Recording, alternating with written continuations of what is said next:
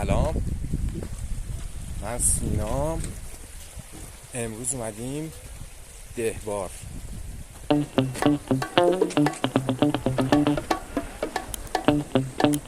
چی افتاد اصلا؟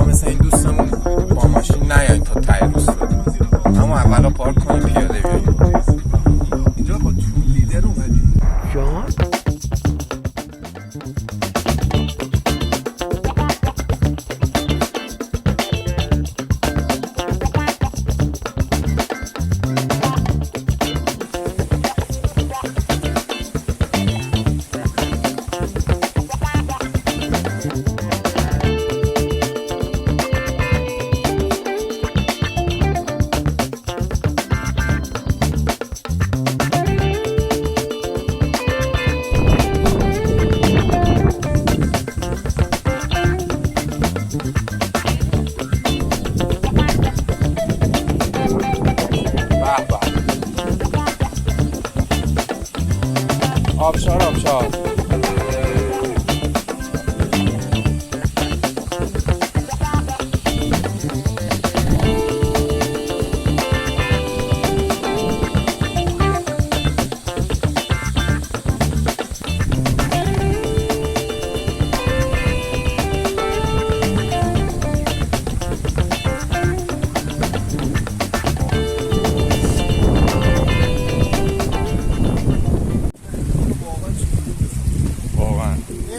چند بار ببینید، چون من در مورد ساخت صحبت می‌کنم. آره، ایران جاییه که شما میاد کوهنوردی میکنی، پیاده روی، کلی مشقت، بعد کاری از هم جلوت ویلا زدن.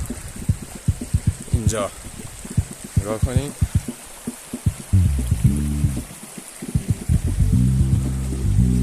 خب واقعا زشته. خوبم ساخته، باریکلا. یه سیل بیاد اینجا رو بشوره ببره. انشالله خدا درست باشه. به به. نه بابا، آبا رو میبرم به باغا. با این لوله هایی که میبینین میبرم به باغ و حتی این ویلایی که دوستمون زحمت کشیده ساخته. خوبه.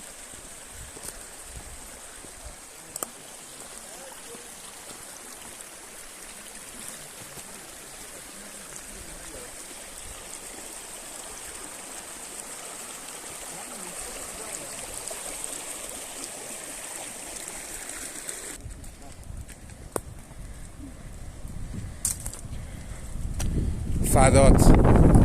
بله، دوباره کوه و رود و ویلا. بله، اون آقا داره میسازه هنوز. خوبه. من یه سلام ویژه دارم به بچهای منابع طبیعی. یه پیام دارم البته. انشالله که هر جا هستن زنده و پاینده باشن.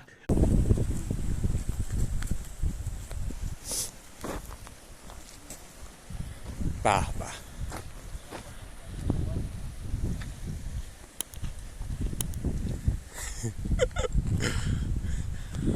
بچه اینجا تو فصل بهار، اردیبهشت، بارندگی باشه خیلی خفنه.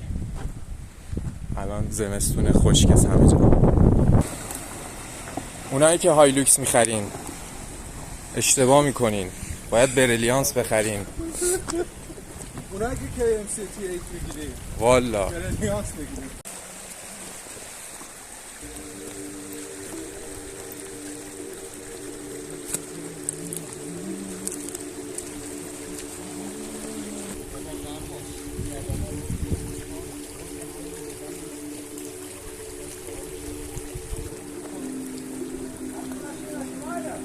دیویز شیشه؟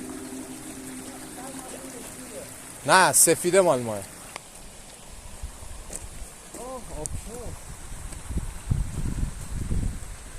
آقا دفعه بعدی یادم باشه ببرمتون آبگرم کلات. آره آبشاری یکم هم. هلو